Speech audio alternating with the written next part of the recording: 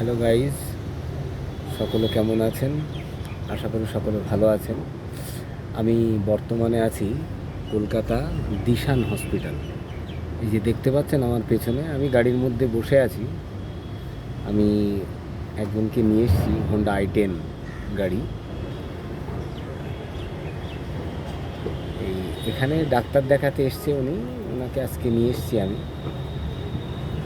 এই যে দিশান হসপিটাল, আমি পার্কিংয়ে দাঁড়িয়ে আছি।